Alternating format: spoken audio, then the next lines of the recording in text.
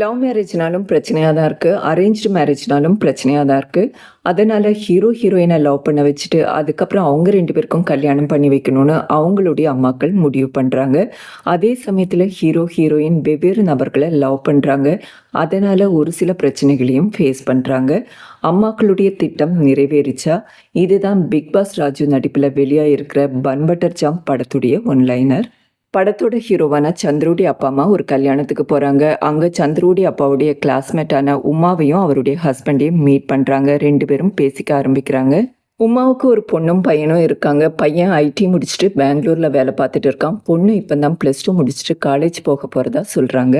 சந்துருடைய அம்மா லலிதாவும் உமாவும் அவங்கவுங்க பசங்களை பற்றி பெருமையாக பேச ஆரம்பிக்கிறாங்க. என் பையனுக்கு படிப்புனா உயிர், என் பொண்ணுக்கு டிசிப்ளின் தான் முக்கியம், இப்படியெல்லாம் பேசிகிட்டு இருப்பாங்க. ஆனால் அவங்க அப்படியே ஆப்போசிட்டான கேரக்டர்னு நமக்கு காட்டுறாங்க. உமாவுடைய பையனுக்கு ஏற்கனவே கல்யாணம் ஆகி டைவர்ஸ் ஆயிடுச்சு. உமாவுடைய பையன் எப்போவும் சோஷியல் மீடியானே வீழ்ந்து கிடப்பான். அதே சமயத்தில் மருமக டிவி சீரியலை பார்த்துட்டு இருப்பா. இதனாலேயே 2 பேருக்கும் ஒத்து வராமல் டைவர்ஸும் ஆயிடுச்சு. உமா இந்த விஷயத்த லலிதா கிட்ட சொல்ல 2 பேரும் லவ் மேரேஜ்னாலும் பிரச்சனை பண்ணுறாங்க. நம்மளா பார்த்து கல்யாணம் பண்ணி வச்சாலும் சண்டை போட்டு பிரியிறாங்க.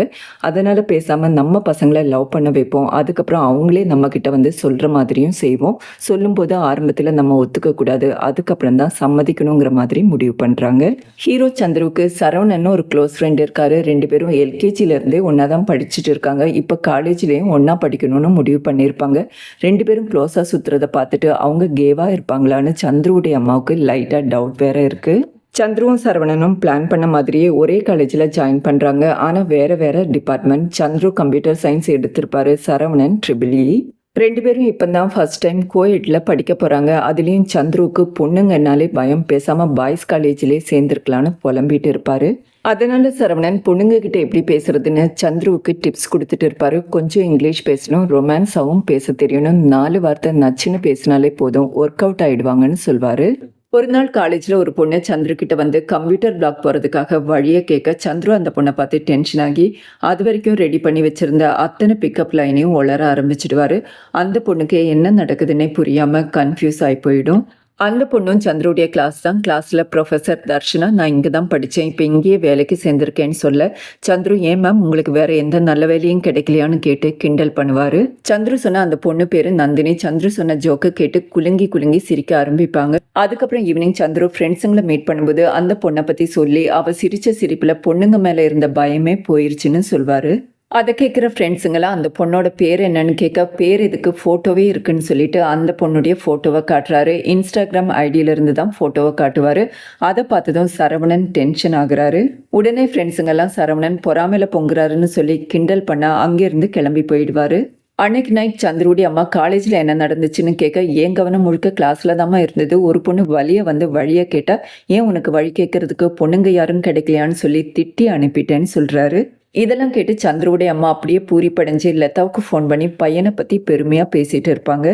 கொஞ்ச நாள்லேயே லதாவுடைய ஃபேமிலி சந்துரு வீட்டு பக்கத்தில் குடி வருது. சந்துருவுடைய அம்மாவும் லதாவும் சேர்ந்து எப்படியாவது பொண்ணையும் பையனையும் பேச வைக்கணும்னு ட்ரை பண்ணுவாங்க.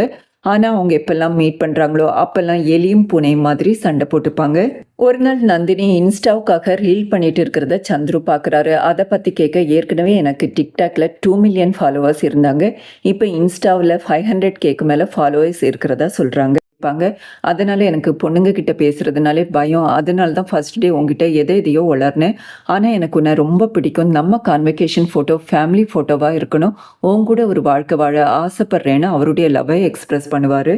ஒரு நாள் சரவணனை EEE டிபார்ட்மெண்ட்டை சேர்ந்த சீனியர்ஸ் எல்லாம் சேர்ந்து ராகிங் பண்ணிட்டு இருக்க சந்துரு அங்கே போய் அந்த பசங்களை எல்லாம் பயங்கரமாக போட்டு அடிச்சிடுவார்.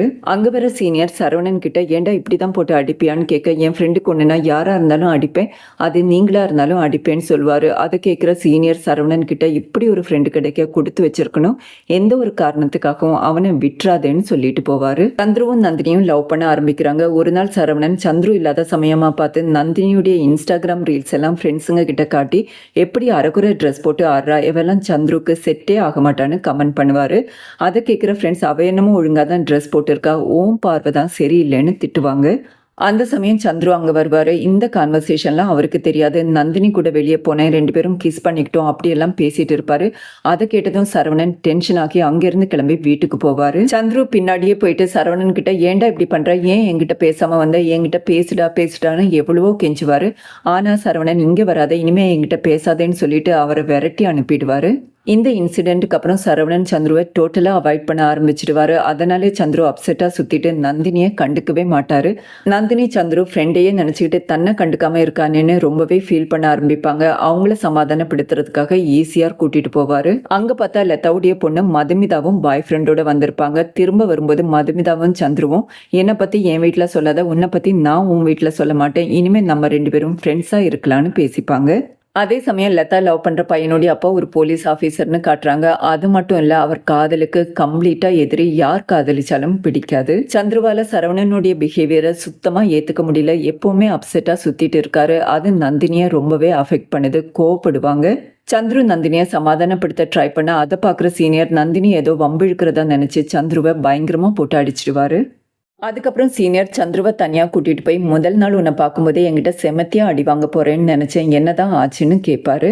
சந்துரு நடந்த எல்லா விஷயத்தையும் சொல்லிட்டு இப்போல்லாம் யார்கிட்டயாவது பேசுறதுக்கே பயமாக இருக்குன்னு சொல்ல, துரத்துனா எதுவும் வராதுடா, நில்லு, தானா உன்னை தேடி வரும்னு அட்வைஸ் பண்ணுவார். ஒரு நாள் நந்தினி சரவணன் அவருடைய புது ஃப்ரெண்ட்ஸுங்க கூட இருக்கிறத பார்த்துட்டு கிட்ட போயிட்டு சந்துரு மாதிரி ஒரு ஃப்ரெண்டை தூக்கி போட்டுட்டு, இது மாதிரி புறம்போக்குங்க கூட சுற்றிட்டு இருக்கிறியே, உனக்கு அறிவே இல்லையா? கேர்ள் ஃப்ரெண்ட் இருக்கும்போதே பிரேக்கப் ஆன மாதிரி ஃபீல் பண்ணிட்டு சுற்றிட்டு இருக்கா, உன்னால் எங்கள் நிம்மதியே போச்சுன்னு திட்டிட்டு போவாங்க. ஒரு நாள் நல்லா மழை பெய்துட்டு இருக்கும். சந்துரு பஸ் ஸ்டாப்பில் நின்றுட்டு இருப்பார். மதுமிதா அந்த பக்கமாக கொடையோடு வருவாங்க. சந்துருவை பார்த்ததும் வா போகலான்னு சொல்லிட்டு கூட்டிகிட்டு போவாங்க. அதை பார்க்குற 2 பேருடைய அம்மாவும் 2 பேரும் லவ் பண்ணுறதா நினச்சிப்பாங்க. ஒரு நாள் சந்துருடைய அப்பா அவர்கிட்ட, நீ தம் அடிக்கிறதுலேருந்து லவ் பண்ணுற வரைக்கும் எல்லா விஷயமும் எனக்கு தெரியும். ஆனால் ஒன்று மட்டும் ஞாபகம் வச்சுக்கோ, எந்த ஒரு ரிலேஷன்ஷிப்பாக இருந்தாலும் அதில் அன்பும் மரியாதையும் ரொம்ப ரொம்ப அவசியம். 2ல் எது குறைஞ்சாலும் அந்த ரிலேஷன்ஷிப்பை தூக்கி போடுறது தான் பெட்டர்னு அட்வைஸ் பண்ணுவார். ஒரு நாள் நந்தினியை பார்க்க சரவணன் வராரு. அவரை பார்த்ததும் என்னதான் உனக்கு பிரச்சனைன்னு கோபமாக கேட்பாங்க. சரவணன், நீ தான் என் பிரச்சனை, அவன் என் உயிர். அவங்ககிட்ட நான் மறைச்ச ஒரே ஒரு விஷயம் உன்னை பற்றி தான். எப்போ மொபைலில் இன்ஸ்டாகிராமில் உன் ஃபோட்டோவை பார்த்தேனோ அப்போவே உன்னை லவ் பண்ண ஆரம்பித்தேன். உன்னை பற்றி எல்லாம் தெரிஞ்சு உன்னை தள்ளி இருந்து ரசித்தேன். அப்போவே உங்ககிட்ட வந்து ப்ரப்போஸ் பண்ணியிருக்கணும், அவன் முந்திக்கிட்டான். அதுதான் நான் பண்ண பெரிய தப்பு. நீ என் உயிர், நீ என் ட்ரீம்கள், வாழ்க்கை முழுக்க உங்ககிட்ட இருந்து உன்னை ரசிக்கணும்னு அவருடைய லவ்வை எக்ஸ்பிரஸ் பண்ணுவார். அதை கேட்டு நந்தினி ரொம்பவே ஷாக்காகி வேகமாக அங்கேருந்து கிளம்பி போயிடுவாங்க. ஒரு நாள் மதுமிதாவுடைய பாய் ஃப்ரெண்ட் அவங்க அம்மா இல்லாத நேரத்தில் அவங்க வீட்டுக்கு வந்துடுவார். அங்கே பாஸ்போர்ட் வெரிஃபிகேஷனுக்காக வர மதுமிதாவுடைய அப்பா அவரை பார்த்ததும் டென்ஷன் ஆகி அவரை வெளுத்து வாங்கிடுவார். ஒரு நாள் நல்லா மழை பெய்துட்டு இருக்கும்போது சரவணன் நந்தினி கிட்ட குடையில லிஃப்ட் கேட்கறத காட்டுறாங்க. சரவணன் அவருடைய சூப்பர் சீனியர் கிட்ட, நீங்க யாரையாவது லவ் பண்றீங்களா, எதுக்கு இந்த காலேஜ்லேயே சுத்திட்டு இருக்கீங்கன்னு கேட்பாரு. அப்பதான் சீனியர் ஒரு விஷயத்த சொல்றாரு. ப்ரொஃபசர் தர்ஷனாவும் சீனியரும் ஒன்னா அதே காலேஜ்ல தான் படிச்சாங்க. தர்ஷனா ஒரு கோல்டு மெடலிஸ்ட். கேம்பஸ் இன்டர்வியூலே அவங்களுக்கு வேலையும் கிடைக்குது. ஆனா சீனியருக்கு 25 அரியர் இருக்கு. அதனால தர்ஷனா கிடைச்ச வேலைக்கு போகாம அவங்க கேம்பஸ் இன்டர்வியூ கிளியர் பண்ற வரைக்கும் இங்கே இருக்கணும்னு முடிவு பண்றாங்க. அவங்களுக்காகையாவது எப்படியாவது 25 அரியர்ஸையும் கிளியர் பண்ணணும்னு சீனியர் ரொம்பவே ட்ரை பண்ணிட்டு இருப்பாரு. சந்துரு இதெல்லாம் கேட்டுட்டு, நீங்க சொல்றதை கேட்டதும் இப்பவே என் கேர்ள் ஃப்ரெண்டை எனக்கு பார்க்கணும்னு தோணுதுன்னு சொல்லிட்டு அவருடைய பைக்கையும் வாங்கிட்டு நந்தினியை வெளியே கூட்டிட்டு போவாரு. ஆனா நந்தினி சந்துரு கிட்ட சரியாவே பேச மாட்டாங்க. அதை பார்த்து சந்துரு டென்ஷன் ஆகி, ஏண்டி என்னாச்சு உனக்கு, ஏன் இப்படி பிஹேவ் பண்ணுறேன்னு கேட்க, நீயும் உன் ஃப்ரெண்டும் பிரியறதுக்கு நான் தான் காரணம்னு நடந்த எல்லா விஷயத்தையும் சொல்லுவாங்க. சந்துரு இதுக்கா இவ்வளோ டென்ஷனான, வா அவங்ககிட்ட போய் பேசலான்னு சொல்லிட்டு நந்தினியை கூட்டிட்டு கிளம்புவார். நந்தினிக்கு அவர் கூட போகிறதுக்கு கொஞ்சம் கூட இஷ்டம் இருக்காது. சந்துரு சரவணன் கிட்ட, ஒரு பொண்ணை யார் வேணும்னாலும் லவ் பண்ணலாம், ஆனால் அவள் யாரை லவ் பண்ணணும்னு அவள் தான் டிசைட் பண்ணணும்.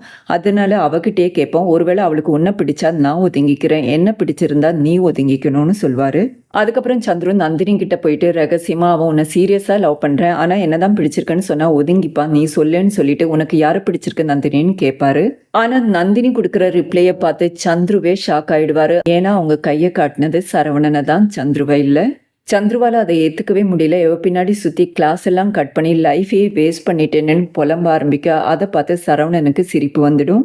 இருந்த கஷ்டத்தையும் மறந்துட்டு ஃப்ரெண்டு சிரிச்ச சந்தோஷத்தில் சந்துரு அவரை கெட்டி பிடிப்பாங்க. 2 பேரும் ஒன்றாயிடுவாங்க. ஆனால் நந்தினி சந்துரு கிட்ட பேச ட்ரை பண்ணும்போது அவங்கள டோட்டலாக அவாய்ட் பண்ணிட்டு அங்கேருந்து கிளம்பி போயிடுவார். அன்னையிலேருந்து தண்ணி அடிச்சுட்டு ரொம்ப அப்செட்டாக சுற்றிட்டு இருப்பார். அதை பார்க்குற சீனியர், உன் படிப்பில் கான்சென்ட்ரேட் பண்ண, எல்லா வழியும் கரைஞ்சு போயிடும்னு அட்வைஸ் பண்ணுவார். மதுமிதாவும் சந்துருகிட்ட உன்னுடைய பெஸ்டி நான் இருக்கேன். எதுவா இருந்தாலும் நான் உன் கூட இருப்பேன்னு சொல்லிட்டு ஆறுதல் சொல்வாங்க. நந்தினி சந்துருவ விட்டுட்டு போன விஷயம் மதுமிதாவுடைய லவருக்கு தெரிஞ்சதும், எதுக்குடா அவள அப்படியே விட்டுட்டு அடிச்சு வாயெல்லாம் உடைச்சிருக்க வேண்டாமான்னு கோவப்படுவாரு. ஆனா சந்துரு அவ என்ன பிடிக்காம விட்டுட்டு போல, என்னை விட வேற ஒருத்தனை பிடிச்சதுனால தான் போனான்னு சொல்லி சமாளிச்சிடுவாரு. சூப்பர் சீனியர் கொஞ்ச நாள்லயே அவருடைய அரியர் எல்லாம் கிளியர் பண்ணிடுவாரு. அவர் காலேஜ் விட்டு கிளம்பும்போது அவருடைய பைக்கை ஞாபகார்த்தமா சந்துரு கிட்ட கொடுத்துட்டு போவாரு. அதுக்கப்புறம் சந்துரு எந்த டைவர்ஷனும் இல்லாம முழுக்க முழுக்க படிப்புல கான்சென்ட்ரேட் பண்ண ஆரம்பிச்சிடுவாரு. ஒரு வழியா டிகிரி முடிச்சு கோல்டு மெடலும் வாங்குவாரு. கான்வகேஷனுக்கு நந்தினியும் சரவணனும் கூட வந்திருப்பாங்க. எல்லாருமா சேர்ந்து அவங்களுடைய ஃபேவரட் ஷாப்பான பன் பட்டர் ஜாம் ஷாப்புக்கு போவாங்க. அவங்க கூட மதுமிதாவும் வந்திருப்பாங்க. சரவணன் சந்துரு கிட்ட அன்னைக்கு நந்தினி மட்டும் உன்னை கை காட்டியிருந்தா நான் தற்கொலை பண்ணியிருப்பேன், ஆனா நீ எல்லாத்தையும் தாண்டி எப்படி வந்தேன்னு கேட்பாரு. அதுக்கு சந்துரு இந்த பன் பட்டர் ஜாம்ல இருக்கிற பன் பட்டர் ஜாம் எல்லாமே வேற வேற ஊர்ல இருந்து வந்தது, ஆனா அதை பத்தியெல்லாம் நம்ம யோசிக்காம அதை என்ஜாய் பண்ணி சாப்பிட்றோம். அது மாதிரி தான் வாழ்க்கையும், அந்தந்த மொமெண்ட்டை என்ஜாய் பண்ணா போதும்னு சொல்றாரு. திரும்ப போயிட்டு இருக்கும்போது மதுமிதா சந்துரு கிட்ட முன்னெல்லாம் மக்கு மாதிரி சுத்திட்டு இருப்பா, இப்ப ரொம்ப மெச்சூர்ட் ஆயிட்டுன்னு பெருமையா பேசிட்டு வருவாங்க. அப்ப அவங்களுடைய லவர் அவங்களுக்கு ஃபோன் பண்ணுவாரு. மதுமிதாவுடைய லவருக்கு அவங்க அப்பா வேற கல்யாணம் ஏற்பாடு பண்ணியிருப்பாரு. அதை சொல்றதுக்காக தான் மதுமிதாவையும் கூப்பிட்டு இருப்பாரு. மதுமிதா அவரை கன்வின்ஸ் பண்ண எவ்வளவோ ட்ரை பண்ணுவாங்க. ஆனா அவர் அப்பாவை மீறி எதுவும் பண்ண முடியாதுன்னு கோழத்தனமா சொல்லிடுவாரு. மதுமிதா ரொம்பவே உடஞ்சு போயிடுவாங்க. அந்த நேரம் பார்த்து மதுமிதா சந்துரு 2 பேருடைய அம்மாவும் சேர்ந்து இவங்களுக்கு கல்யாண ஏற்பாடுகள் எல்லாம் பண்ணிட்டு இருப்பாங்க. அது தெரிஞ்சதும் சந்துரு மதுமிதா எந்த நிலைமையில இருக்கான்னு கூட புரிஞ்சுக்காம இப்படியெல்லாம் பண்றீங்களேன்னு ரொம்ப கோவப்படுவாரு. அதுக்கப்புறம் மதுமிதாவும் சந்துருவும் தனியா போய் பேசிட்டு இருப்பாங்க. சந்துரு மதுமிதா கிட்ட நம்ம 2 பேரும் பெஸ்ட் ஃப்ரெண்ட், அதை புரிஞ்சுக்காம இப்படியெல்லாம் பண்றாங்களேன்னு கோவப்படுவாரு. அதுக்கு மதுமிதா அவனும் என் பெஸ்ட் ஃப்ரெண்ட் தான், பெஸ்ட் ஃப்ரெண்டாக இருந்ததுனால தான் அவனை லவ் பண்ணவே ஆரம்பித்தேன். இறந்து போன கடந்த காலத்தை பற்றியோ இல்லை நடக்காத ஃப்யூச்சரை பற்றியோ நம்ம இதுக்காக வருத்தப்படணும்னு சொல்லுவாங்க. அதுக்கப்புறம் 2 பேரும் சேர்ந்து பேசி கல்யாணம் பண்ணிக்கலாம்னு முடிவு பண்ணுவாங்க. அந்த விஷயத்த அவங்க அம்மாக்கள்கிட்டையும் போய் சொல்லுவாங்க. ஆனால் அவங்க பிகு பண்ண ஆரம்பிப்பாங்க. உடனே இவங்க 2 பேரும் நீங்கள் சம்மதிச்சாலும் சரி சம்மதிக்கலைனாலும் சரி நாங்கள் கல்யாணம் பண்ணிக்க போகிறோன்னு உறுதியாக சொல்லுவாங்க. ஆக மொத்தம் 2 அம்மாக்களும் பிளான் பண்ண மாதிரியே 2 பேரையும் லவ் பண்ண வச்சு கல்யாணமும் பண்ண வைக்கிறாங்க. அதோட படம் முடியுது. மீண்டும் ஒரு இன்ட்ரெஸ்டிங்கான வீடியோவில் உங்களை சந்திக்கிறேன். நன்றி, வணக்கம்.